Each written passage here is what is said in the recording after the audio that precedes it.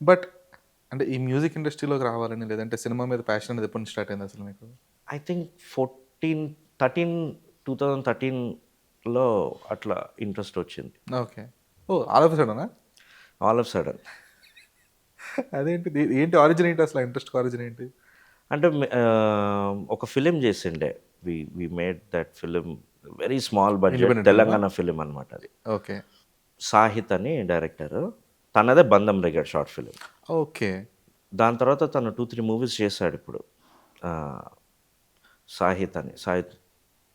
So, తను మేము 'కిచిడి' అని ఒక మూవీ చేశామనమాట. That is my first journey. Okay. So, I was enjoying that. అంటే బ్యాక్‌గ్రౌండ్ స్కోర్ చేయడమే గానీ, ఐ వాజ్ ఎంజాయింగ్.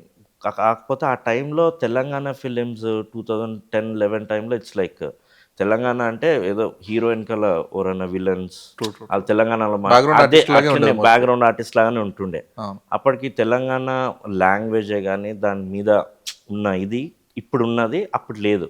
సో, అప్పుడు మేము మొత్తం తెలంగాణలో మూవీ చేసేసరికి నోబడీ లైక్డ్ ఇట్ అనమాట. అవును. అసలు ట్రాష్డ్ అనమాట literally. Okay. So much of work was involved in it.